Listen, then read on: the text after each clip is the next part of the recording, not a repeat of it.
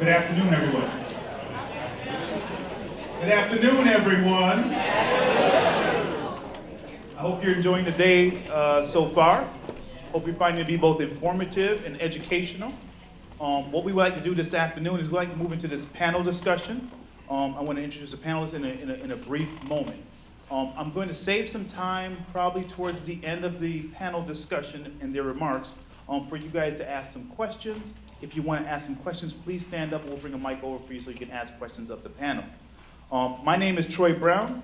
I know some of you guys know who I am because I did a workshop with you this afternoon, but for the other folks who don't know, I'm Troy Brown. I work for the Judicial Branch Court Support Services Division Training Academy. I also manage the Multicultural Affairs Unit for the Court Support Services Division as well.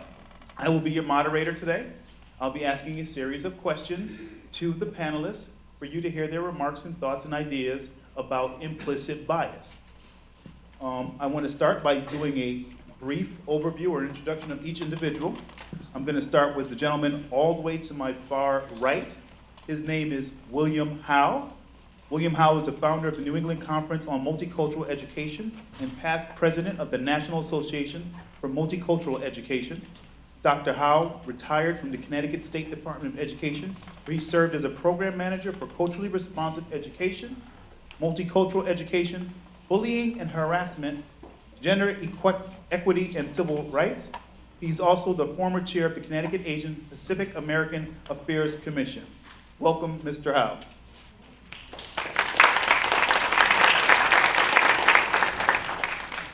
Next to Mr. Howe is William Outlaw. William Outlaw is a community advocate with the New Haven Family Alliance, where he provides advocacy and peer support to individuals who are re-entering the community. Welcome, Mr. Outlaw. Next, we have Marilyn Rickey.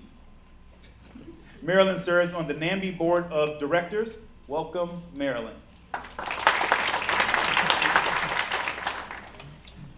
To my right, with one person in between, I'm going to introduce to you Ken Barone. He is a policy and research specialist with the Institute for Municipal and Regional Policy at Central Connecticut State University, where he manages the Connecticut Racial Profiling Prohibition Project.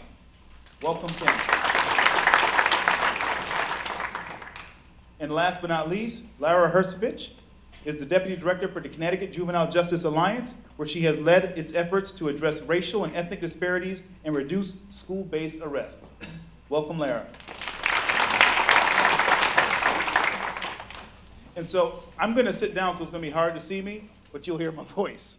So give me 1 second, and I'll get started with the first question. And I'm going to leave this question be open to any of the panelists who want to answer first, but I'm going to ask that every panelist do answer the question. And so the first question is, how does implicit bias impact your work that you do? Or how does it impact your agency? And so who would like to go first?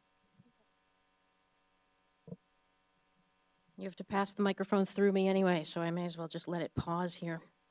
Good afternoon. I'm delighted to be here. Thank you for inviting us to be a part of it. I would say implicit bias impacts our work. So the Connecticut Juvenile Justice Alliance is a private, not-for-profit organization with a mission to keep kids out of Connecticut's juvenile and criminal justice systems in the first place. And for those young people who end up involved in the system, that we are advocating that they be treated safely, fairly, and effectively.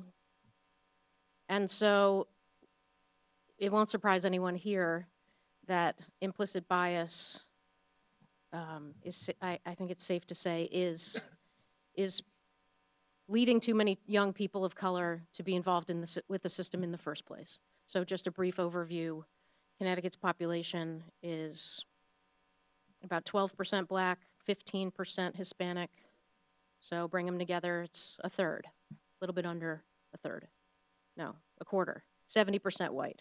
When you start to look at the people who are involved in our juvenile justice system, those figures change radically and shockingly.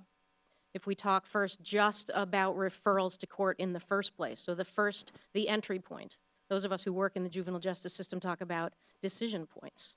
And all of us as adults and professionals in the in the work have a decision to make of whether a kid gets diverted or whether a young person continues deeper into the system. So at the very first point of contact, and I said 12% Black, that jumps to 38%. 15% Hispanic as population jumps to 24% coming into contact. For the white kids in Connecticut, we start out at 70% of the population. Now we're talking about 37% of referrals to court. So you can see what's happening with the trends.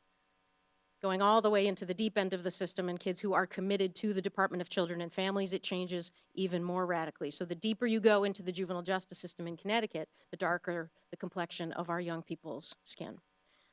So now we're, again, committed to the Department of Children and Families. We're talking 50% Black, 32% Hispanic. So now we're looking at the complexion of those kids who are engaged in the deep end of the system. It's 82%. From 25% roughly. I have a researcher next to me. I shouldn't talk roughly about numbers, but roughly you get the point. And white kids in the deep end of our juvenile justice system, we're talking in the neighborhood of 18%, down from roughly 70% of the population. Implicit bias plays a central role in that happening. I'll go next, I guess, because we're going down the line, it seems. Let me start, and for those folks who've heard me speak on this topic before, I apologize for repeating, but I think this is important. Let me start with the few basic things. Traffic stops, right, are the most common encounter that law enforcement will have with a member of the public. Last year, over 620,000 traffic stops were conducted in the state of Connecticut. Right? So for many people, a traffic stop is their introduction, right, or the way in which they interact with law enforcement on a regular basis, right? That's an important point to make, right?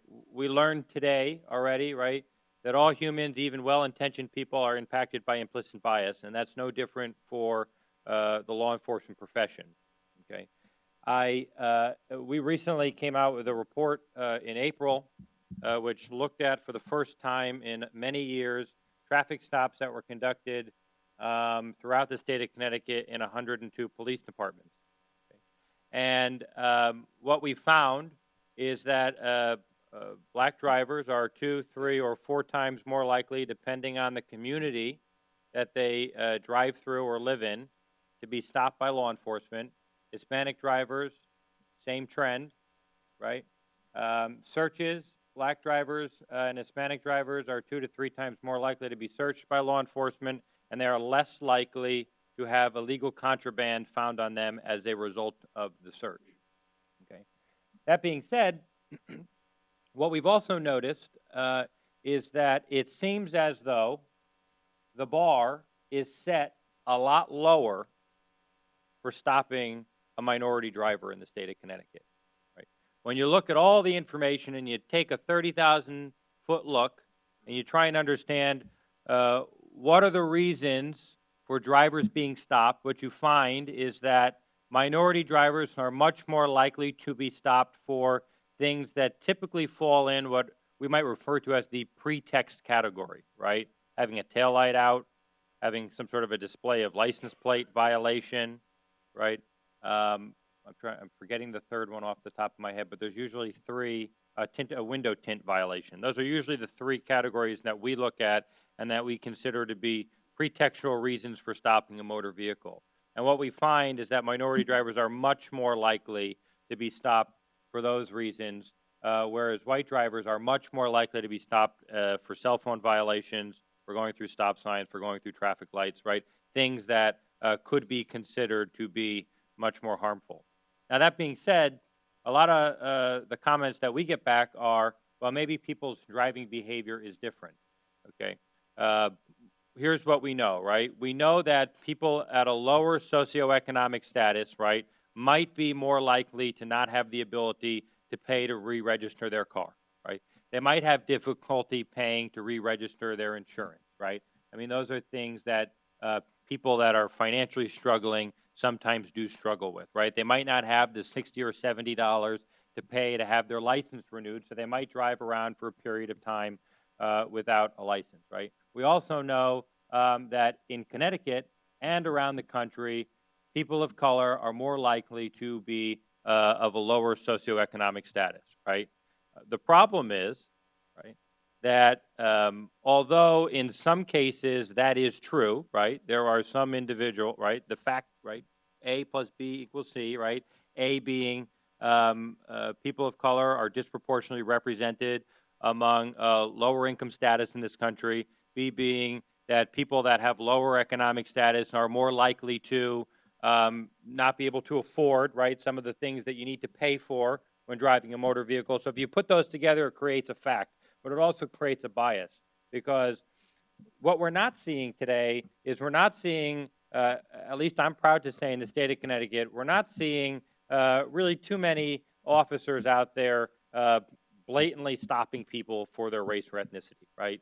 Right, because that's racism, right? I mean, an officer out there saying, I'm stopping you because you're black, I'm stopping you because you're Hispanic, that's not what we see today, right? And I think most officers that I've had the opportunity to speak with and to work with, right, consciously try to believe that they are progressive and advanced on the idea of racism, right? The problem is that implicit bias is built into the entire system, and we're seeing that when you take the 30,000-foot look and you look at how much lower the bar is set, right, for people of color. How there is an assumption occurring in some neighborhoods that these people over here are driving around in uninsured vehicles, right? So we're assigning criminality to people that maybe haven't yet committed a crime based on a stereotype, right? That people of color are more likely to drive around with unregistered vehicles or with uninsured vehicles, right? So implicit bias affects law enforcement every day, right? Because they have a very tough job. They have to go out there and they have to find a way to enforce the laws, right? And to combat certain crimes that affect their towns and neighborhoods in a particular way that it affects them. And they have to try and do it without allowing implicit bias to enter the decision-making process. And unfortunately, fortunately, until recently, the conversation around implicit bias with law enforcement wasn't very prevalent. And as a result of this project and as a result of this study, I think we're moving the conversation, right, to focus on how implicit bias affects the profession of law enforcement. It affects all professions, right? I only focus on law enforcement because that's what this project in particular does, right?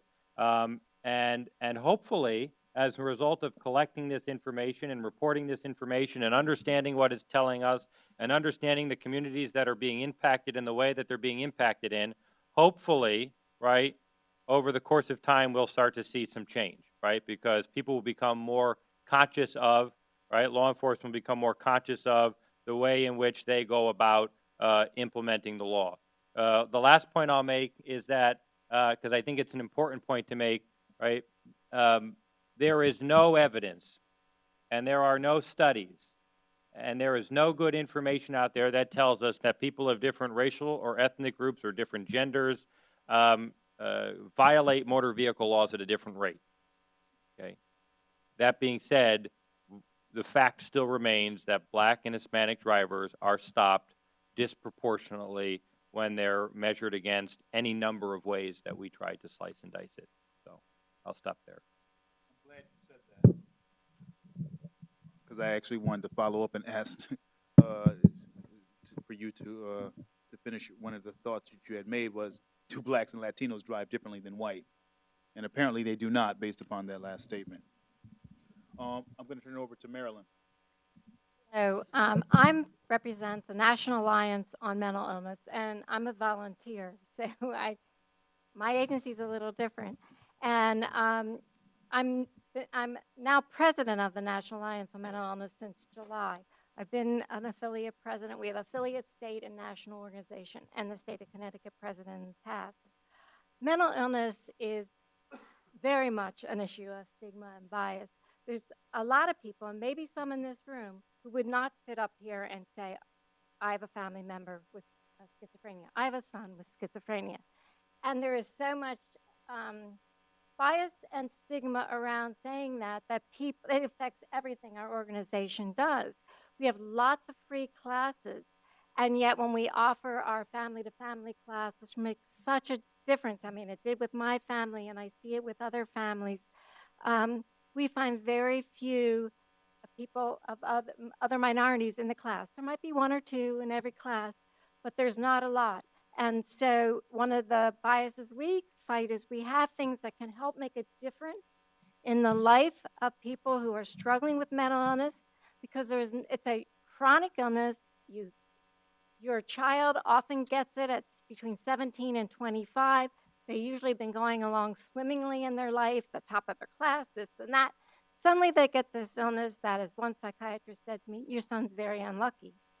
Through no fault of your own, just like any other illness. And yet suddenly you have this devastating illness that you don't have a community to come and help you. It's not like people are bringing casseroles or coming to help you. You hardly even tell anybody you have an illness, the illness, and if you do, they have no understanding. At least that was my initial experience till I found NAMI. So there's this community that can help you, and yet there's a bias to come out to our support groups, to come to the family-to-family oftentimes. There's a bias to giving money. There's a bias to against advocating. It's something we're totally always involved in. And also with the police, we run into many people say, you say mental illness, I bet you a lot of people are thinking violent, because there's been a lot of issues with violent people also having a mental illness. But that's so few people. Most people with a mental illness, a lot of them are very successful. They're living very productive lives. I have some pamphlets here about the crisis intervention training for police, which is very effective, because when you have one of these illnesses and it's the only illness really where you may end up in jail instead of in treatment if you have a mental illness. And we know our jails are filled with people with mental illness. And it's devastating. It's devastating. And something our organization is committed to try and change, and to try not to have jails be the hospitals for those with mental illness.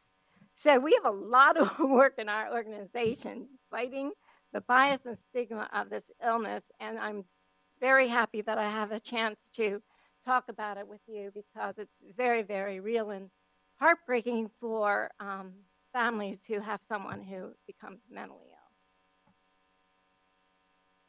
ill. Go ahead. Thank you. I don't need a microphone. Pretty much loud. My name is William Arlo. I'm a lead street outreach worker for New Haven Family Alliance. Street outreach workers team is based on 8 individuals. 7 of us is ex-offenders. Me, myself, I'm an ex-offender. The work we work with ages 13 to 21. And I'm assigned to Newhallville area. Newhallville area is one of the most violent areas in the city. Has been in the last 2 or 3 years. Since it's been under my watch, all statistics have went down. Had been probably 1 murder, probably about 5 shootings. Very difficult job. Very, very difficult job. The bias we have is, as a street outreach worker, is we don't get along with the police. That's the first bias. My team, we don't get along with the police. Why? Because we do our job more effective than the police. Now, when I say that, it's because if we know, which we do know, we get it firsthand. Some things we can't stop, but more the majority of stuff we do stop. I know this year alone, we have stopped over 4 murders. I mean, stop. Right there on action. The bias is everyone in this room, you don't come to the community. Only time you come to the community is do your job. If you're a police officer, you only come to that community to do your job. If you're a DCF worker, you only come to knock on that door. When community events go on in Newhallville, none of y'all around. I'm not saying you from this neighborhood, but any other city you from. You don't get involved in your community. When you see something going on at the local school, you in your profession, you don't got time for that. And most of us came from that area, or know someone that came from that area. That's another bias, and they know that. So that's a big bias. That's one of the biggest biases I see with dealing with professionalism. We don't go back to the community and just give our 2 cents. Besides, if we're not getting paid or we ain't on the clock. Nobody don't want to come to the community after school and help a struggling kid that need help with his homework. Nobody don't want to come to the community and knock on that lady's door and ask her, even though you there for DCF, I'm off my DCF hours. How can I help you? That's a bias. And now NWA came out with a new movie. That's the biggest bias. Young kids do not like the police, especially white officers, because the only time they see you is when you come into the community to arrest someone or to stop some crime. So those are the 2, 3 major bias I deal with every day. I love my job. And like I said, my biggest bias is because at the end of the question says, how does it affect your agency? It affects my agency because the police sometimes get upset that I have more information than they have. My job is not to get no one locked up. My job is to intervene violence from happening, prevent violence from happening, and to intervene. That's what I do every day. And that's what my team do every day. So if we know someone, just like last night, it was a street robbery. Guy got robbed in New Haven. He called. He said, I got robbed. I don't want to do nothing to him. I got to get out my bed. I got to go to the robbery, ask the robber to give his chain back. All he wanted is his chain back. Get his chain back. Get them two together and ask him to leave it alone. He don't care about the money. He don't want no other problems. Now I got to try to convince the robbery dude to put down the gun and don't rob nobody again, because now you robbed this kid. He let it go, but I can't have you in the neighborhood robbing. So now I'm in a hard rock between what do I do next? Do I turn him into the police? Or do I try to work with him to get him to turn the gun into the police? So those are the challenges that street outreach work. I also work for New Haven. I also work for East Cecile Goodwill. I work for Reentry, the Second Chance Act that was given by Obama. That's working with older men that come back into society. Very another difficult job, because now I'm dealing with someone that's coming home, that's been in jail 5 or 6 years, didn't get no education, asking me for a job, or asking me for housing, or asking me for some type of assistance, where he laid in jail for 5 or 6 years and didn't do nothing. So now I got to take him all the way back. Basically, you got to go to school. I got to talk to him like I talk to a juvenile, and hopefully he get it. But those are the biases dealing with this type of work. I want to cover two particular areas. One is the lack of qualifications of people in decision-making positions in education. And secondly, the lack of proper training, particularly in areas of bias. Now, I belong to two of the most put-upon groups in the country now. I'm a government employee, and I'm a teacher. Like, who else gets beat up more than us? So it's a problem in the field of education. And one of the major problems in the field of education is that there are people at the top who are making the decisions. Now, the problem is most people have been to school, and unfortunately, a lot of those people think they are experts in education. What other profession do you have where you have people who are not trained in that profession making the decisions about your profession? So let me ask this question, just so that I'm clear about what I'm trying to say here. How many people here went to law school or have some kind of legal training? Just wave your hands. Okay, good, thank you. How many of you are in law enforcement? Trained in law enforcement, went to the academy, some kind of formal training? Good, okay. Well, I've never been to law school, and I've never been through any kind of police training academy, but I consider myself an expert in criminal justice because I have watched every single episode of Law and Order. That makes me qualified, right? Right? Okay. This is what's happening in the field of education. People come in who have no idea about the culture, about the processes, making decisions, and here you are at the bottom thinking, that don't make any sense. But we don't have the say. So there's far too many people in positions that really need a better education about the job and the culture that it entails. The second issue that I want to mention is, because my area is training in multicultural education in particular, I want to talk about this issue of the bias and the lack of training in that particular area. I'm a faculty at 3 different universities here in Connecticut. I teach courses in multicultural education. I would say about 95% of my students who come to my classes wanting to become teachers have never met a person of color until they went to UConn or Quinnipiac or Albertus Magnus. I've had students say, I never met anybody Jewish until they went to this school. And these are the folks that are going to be becoming teachers. Right? So right away, you've got 4 years to try to get them caught up and the issues that they have to deal with. Now, statistically, nationally, but 82% of teachers are white females, upper income from the suburbs. Right? Now, there's nothing wrong with white females, upper income from the suburbs. I'm married to one of them. All right? The problem is that they're going to be teaching in schools often where students don't look like them, and that creates a problem. There is research that shows that when potential teachers go through their training program, the 4 or 5 years that they have to undertake to become a teacher, there's research that shows that they leave their teacher preparation training more biased than when they went in, because they get 4 or 5 years of the deficit model. Oh, those poor black kids, those poor Puerto Rican kids, they're suffering, and then some schools, hopefully most of them don't do it anymore. Not only would they get that lecture in class, then they put the students on a bus and drive them to the north end of Hartford, saying, oh, look at, she's probably a hooker. She's probably got 12 kids. And look at those 2 guys. They're probably up to no good. They're standing in the corner. They perpetuate that kind of culture. And what happens is that you have teachers who leave their teacher training generally in 2 directions. One is they leave and they want to become a missionary. They want to teach in Hartford or they want to teach in New Haven. I am going to go out there because it's my God-given opportunity to save those poor wretched kids. All right? Or the other option is that I do not want to teach anywhere in the urban. I'm going to go to Avon. I'm going to go to some nice cushy place. All right? Where my biggest problem is I don't have a big enough flat screen TV in my classroom. Right? So you've got those 2 kinds of issues. Now, as an educator, my job with the State Department of Education is I handle civil rights complaints. Constantly. I would do also a lot of teacher training. And what has disturbed me in this area of implicit bias is the disciplinary records that are occurring. The Office of Civil Rights, for example, has released a study that shows that people of color, students of color, are inordinately punished for issues that white students aren't. And the most alarming statistic that I've heard involves preschool kids. 18% of preschool kids nationally are black.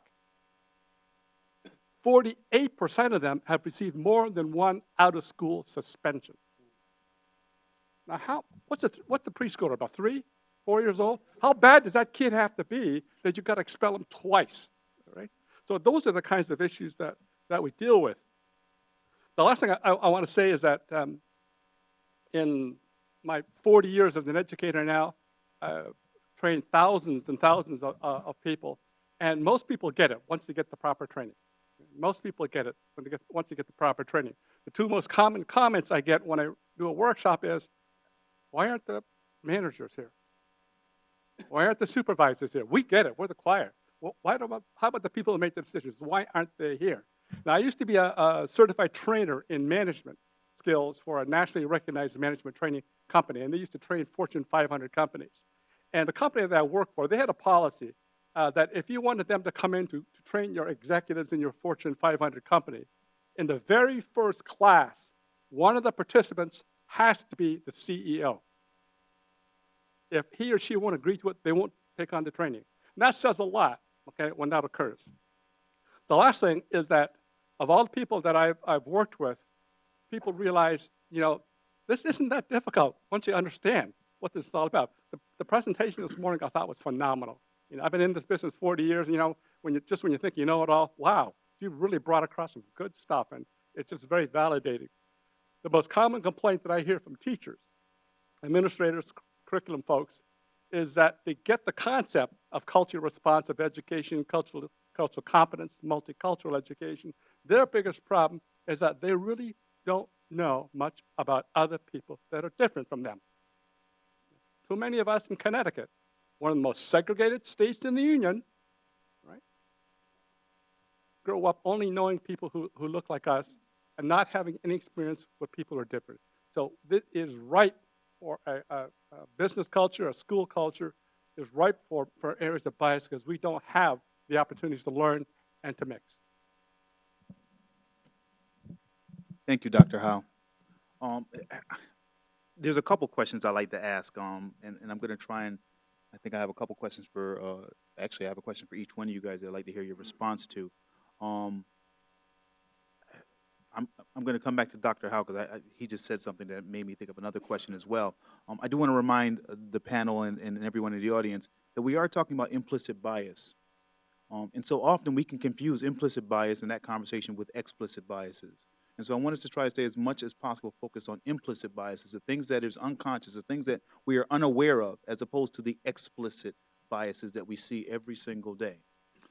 With that being said, I have a question for Lara, and that is, she talked about the disparate treatment of youth of color in the criminal justice system, juvenile justice system, courts, and dealings with the police departments. And my question for her is, what can or what is your agency or what can your agency do to address the implicit justice among those entities? Criminal justice, judicial departments, police departments, et cetera. Thank you for that question. How much, do I have a couple hours to answer that? You have about 10 minutes. Okay. It's a great question, and it's one that we care the most about. I will say it's refreshing and inspiring to be in a room full of people who don't argue whether implicit bias is real. And we don't find this to be the case everywhere else we work and everywhere else we go. Therefore, one of the biggest strategies we have been pursuing, I would answer sort of twofold. One half would be everything that we're all doing, and I see a lot of friends and familiar faces in the room here who are jointly doing this work. It's not at all our agency. This is the state of Connecticut's response, and youth service bureaus and schools and service providers and so on. All of the work that we do in system reform for juvenile justice and for prevention. Let's meet mental health needs before they escalate. Let's address substance abuse issues before they escalate. Let's address it as a public health issue, which is what I think it should be, instead of a criminal justice issue. To help kids succeed. At the end of the day, if the point is to help kids succeed and turn into successful, productive adults, let's behave in ways now with them that is going to maximize that possibility. So everything that we do in that system reform, let's focus on prevention and diversion. When a young person misbehaves, surprise, they're adolescents, their brains have not finished developing. Any of us think back to when we were that age, we've made all kinds of mistakes and misbehaved in all kinds of ways. It's part of the job. So everything that we do in system reform, because as you heard me say, it is predominantly populated by kids of color, is going to help that, is going to help those kids. Having said that, the other thing that we try to always focus on is specifically diving into raising awareness about bias. And so here's a few examples.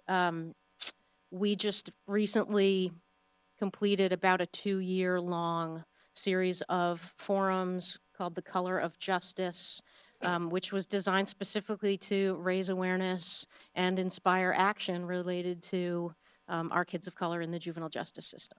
So when we did those forums, and we did about 50 across the state over a couple of years for about 3,000 participants, 2 of our co-facilitators are here today.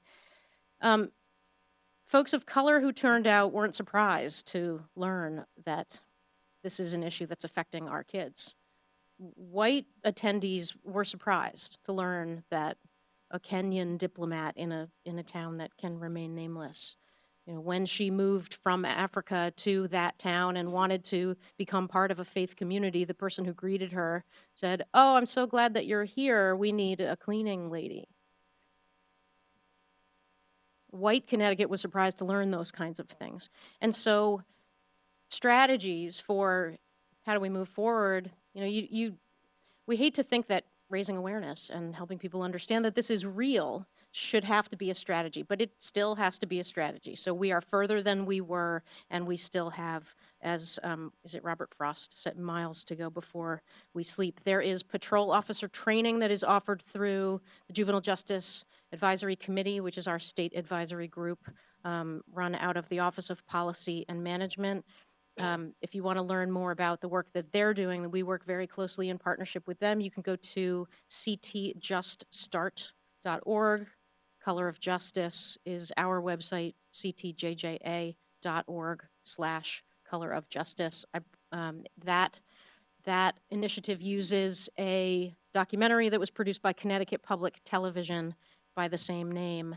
I think I have 3 copies here with me if anyone is interested, and it streams live off of our website. So training, system reform, there are incentive grants for school police partnerships that happen out of the Juvenile Justice Advisory Committee. It's called the Right Response Program, and it's intended to reduce the amount of school discipline and school arrests. It's specifically focused on reducing school arrests. We know, as has already been alluded to, Black students are 5 times more likely to be arrested than their white peers. Hispanic students are 3 times more likely to be arrested than their white peers. And generally speaking, we know that adolescents are doing the same kinds of things. We are treating our kids of color differently. So there's that training that's available. And one of our close partners, the Center for Children's Advocacy, is starting, it's been a year and a half maybe now, tables that are focused on what some researchers refer to as disproportionate minority contact, or DMC, to get communities together, to get all of the interested parties in Hartford together, in Waterbury, in New Haven, in Bridgeport, to look at data on a regular basis and say, okay, how are we doing in school discipline categories? How are we doing in, across the spectrum? So lots of strategies. Again, this conversation could go much longer, but that's an overview. Thank you, Laura. My second question is, I'm going to direct it to Marilyn. And I think what I heard from Marilyn was that there is a connection between mental health and implicit bias. But my question for you is going to be a little bit more specific.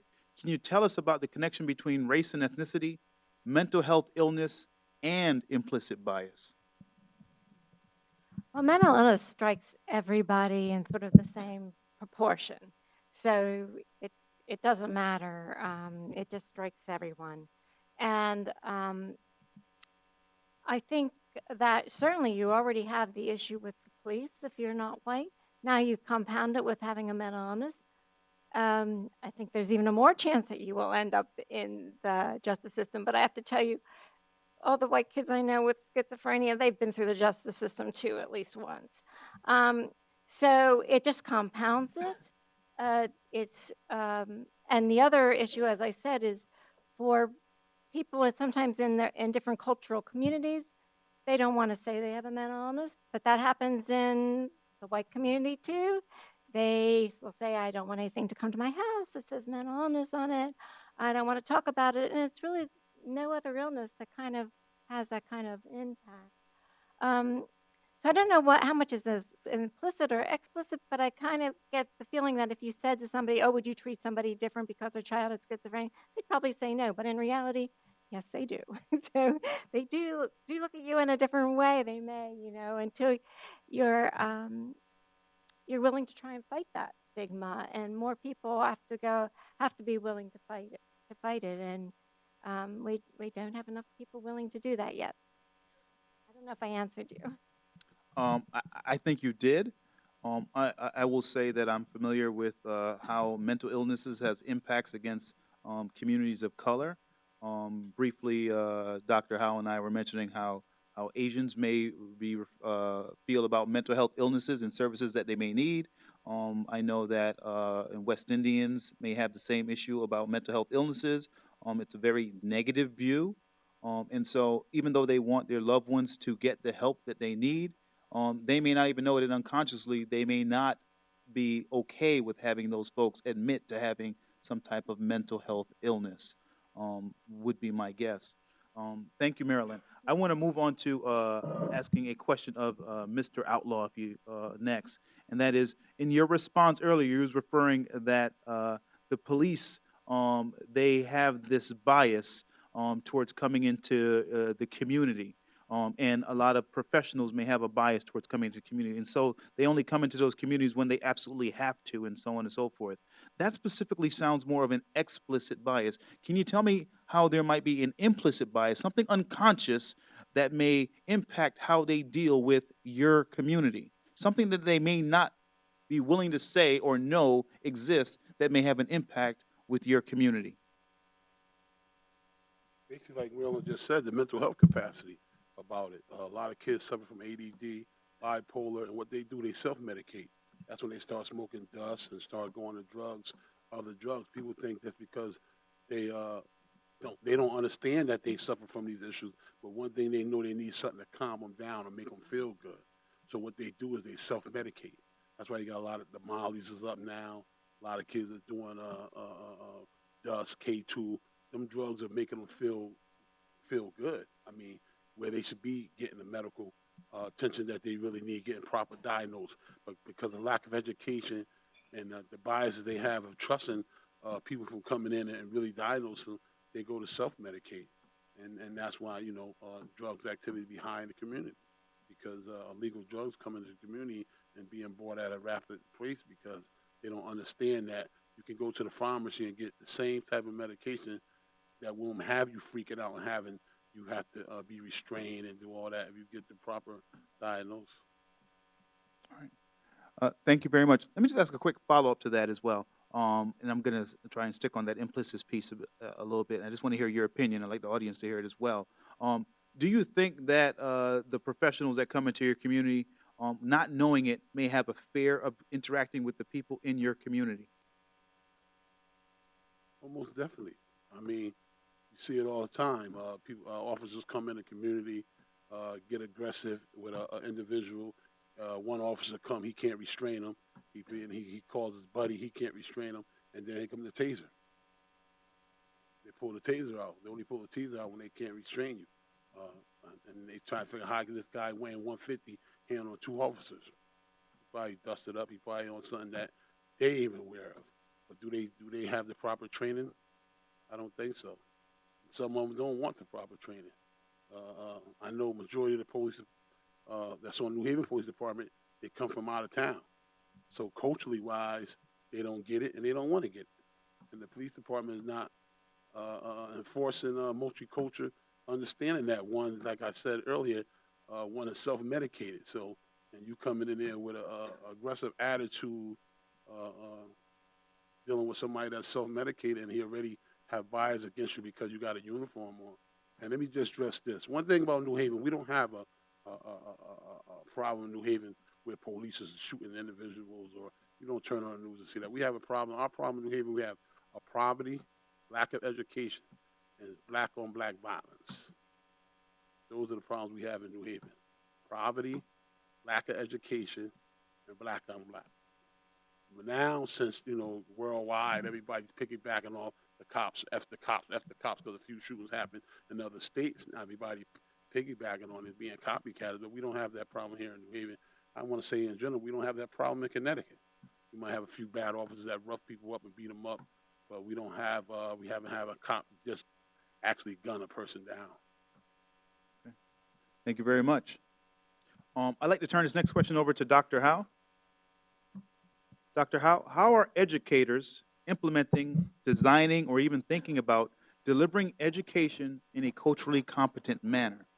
And does this include training around implicit bias?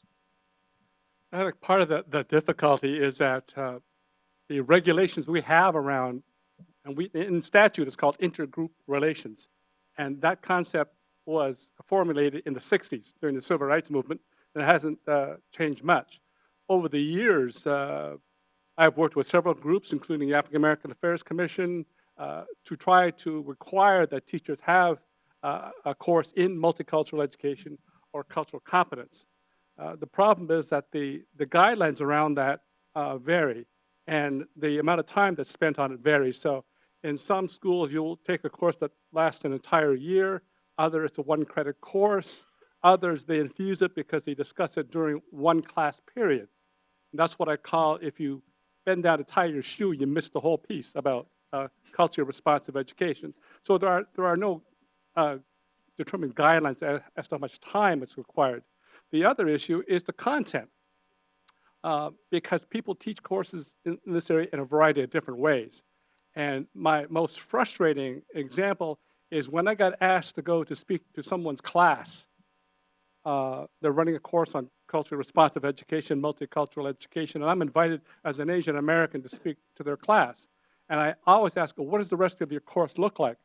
And unfortunately, a common response that I get is, well, you're coming next week. This week we got the Latino guy. The week after you, we got a gay guy coming in, and then we got someone who's hearing impaired, and then it's like one oppressed group after another. So I'm waiting for a state employee to come. Then we'll. That's what's called a survey course. All you do is you just point out the problems. And what it doesn't give is that it doesn't give the kids, the teachers, all right, I realize all these people have these horrible circumstances. What it doesn't give them is, what do I do when I'm in the class? When I'm in that classroom faced with 30-some kids and someone says something racially or homophobic or anti-Semitic, or teachers don't know what to do because all they learned was the theory about the issue. So I think we have a long ways to go in that respect. State of Maryland has a state regulation, state law, a multicultural education law. It's called Education That Is Multicultural, and all students are required to participate in that. They've also done that in some of the West Coast school districts where multicultural education is a required course, and it's taught in a way that when teachers graduate, they actually have tools, not just this concept of all those poor people. Thank you, Dr. Howe. This next question is for Ken, and then I'm going to probably branch it out to a couple of you guys also, be very similar.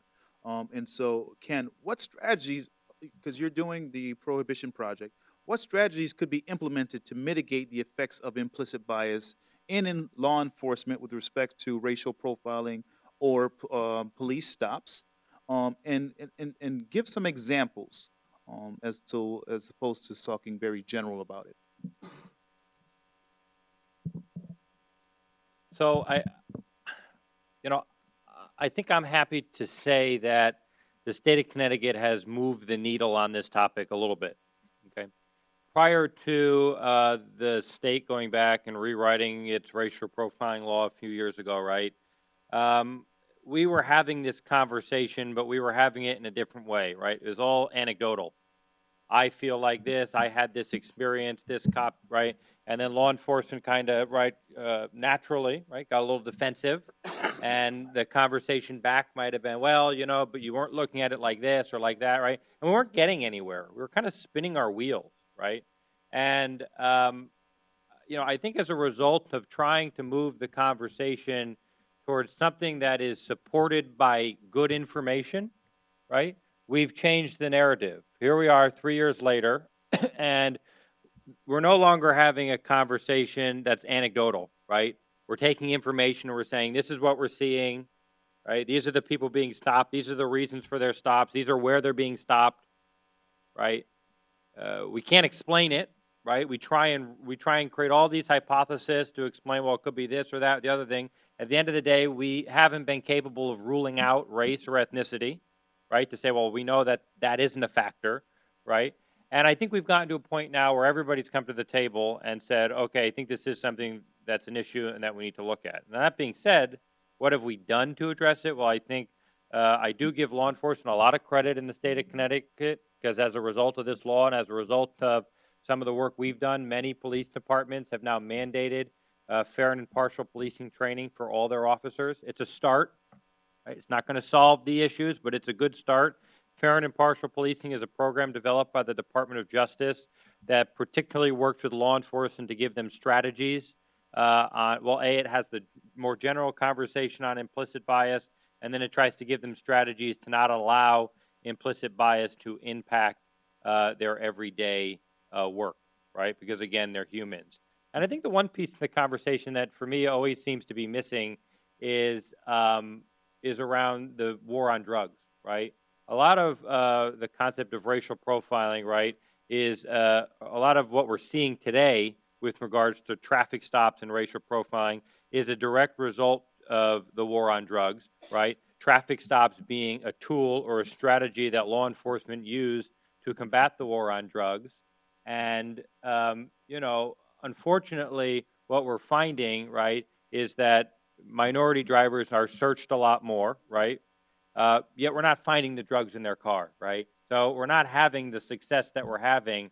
And in some small way, it's being validated because for every 30 cars we search, right, we might find drugs in one car. and then we kind of justify the searching of the 30 other cars, right? I mean, that's a piece of the conversation that to me would be beneficial, right? I mean, I think law enforcement has recognized that implicit bias exists in the profession because they're humans.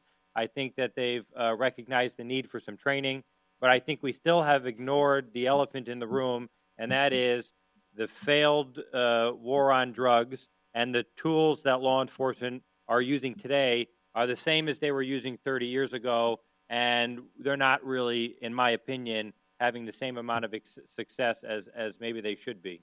So. Thank you very much. What I want to do now is I want to ask that same question to all the other panelists and see if they have any remarks for that. And that is, what strategies could be implemented to mitigate the effects of implicit bias with respect to the work that you do? I'll repeat it.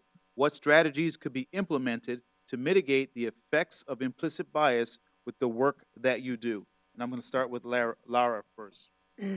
Thank you.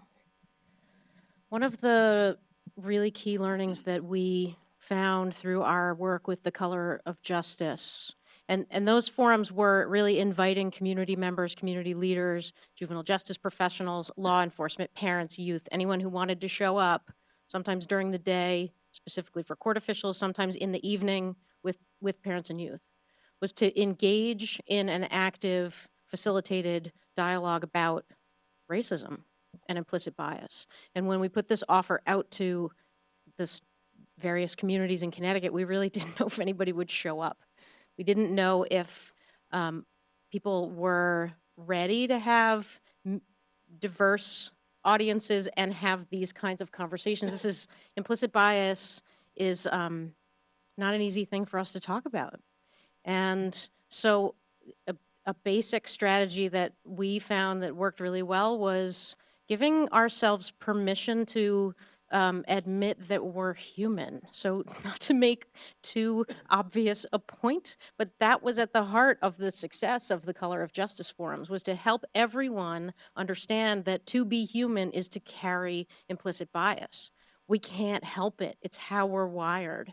And using a mix of strategies to engage people in that conversation through humor. We had a great Daily Show clip, and through documentary film, and through active hour-long facilitated conversations where people could have a safe space to have this conversation together, made all the difference in the world. And so we know it's not the last step to raise that awareness, to change knowledge, but the idea is that increasing knowledge and awareness then changes all of our behavior and makes it, I feel like we circle around as human beings to the same basic truths. And every time we circle back around to them, we find them on a deeper level and find our own hearts and souls and the answers within ourselves on a deeper level. And so that was really powerful. I'll stop, but there's a piece I was looking at that I have an extra copy I'll leave with you, Troy,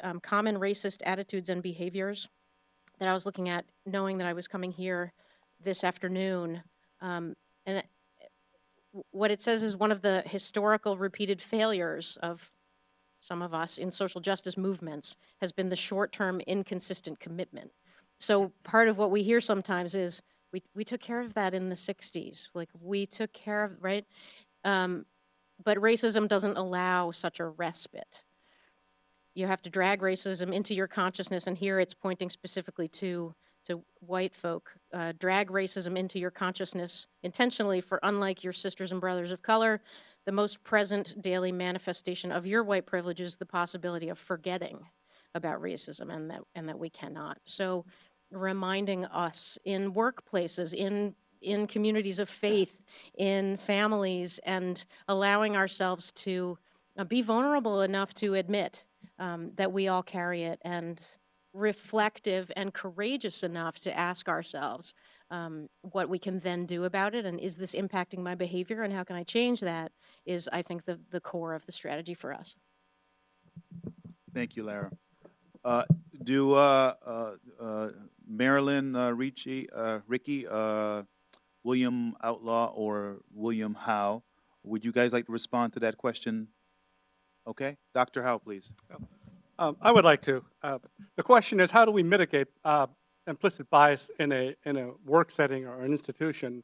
And I want to approach it from the people who are most likely affected by implicit bias, and the particular group I'm thinking about are women and people of color. Something I drill into my students constantly, because my students want to get jobs. Everyone wants to get a teaching job, and they're afraid they're not going to get one. So I ask them, what does it take? And what I try to get them to understand is that in order to get a job today, it is not simply the fact that you've got a degree from Yale and you've got some teaching experience. It takes more than that. And what it takes is to understand the concept that people hire people they like. People hire people they're comfortable with. All right?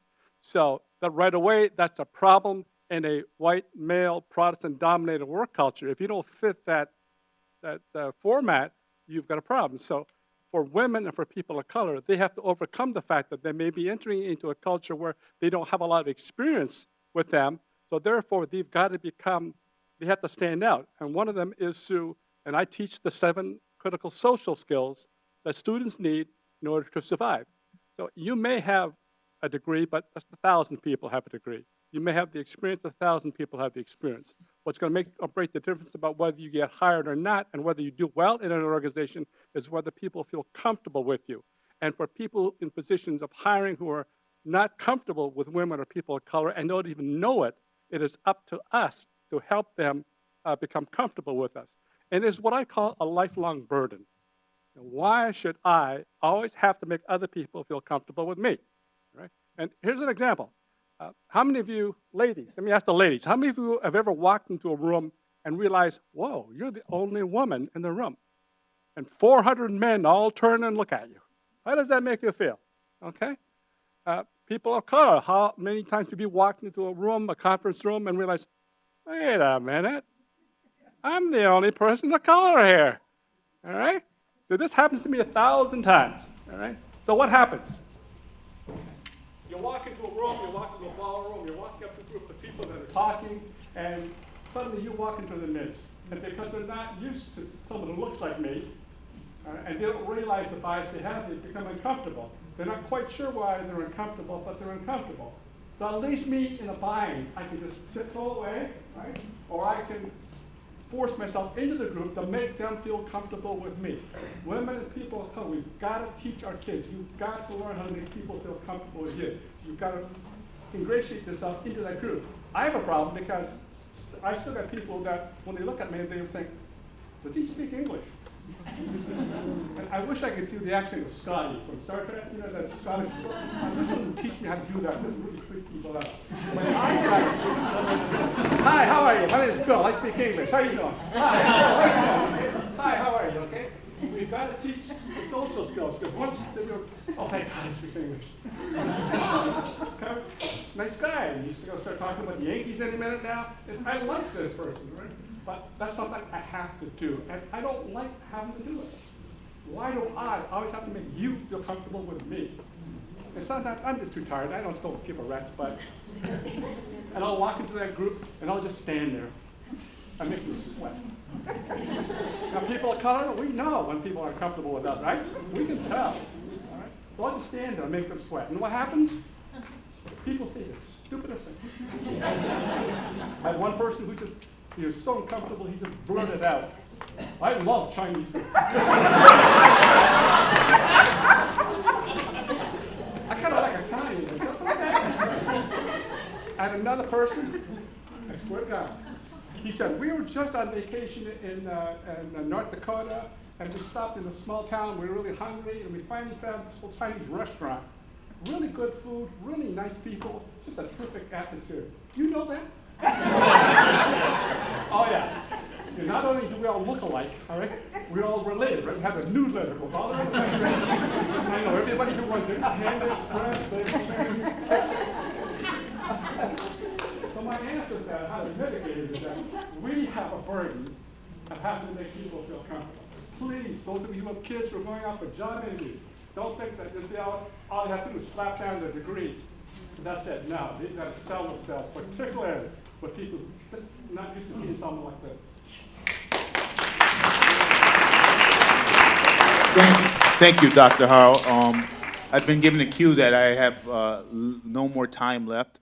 I'd like to spend the last 60 seconds doing a very brief remark because I appreciate your comments, Dr. Howe, that we hire people that like and that we are comfortable with and that we like. And I want to remind everybody in the workshop, we did the trust circle. And remember, one of the purposes of the trust circle is for you to see that the people that you trust, the people that are in your circle, typically have something in common with you. And it doesn't necessarily need to be your race or ethnicity. It could be your ideology as well.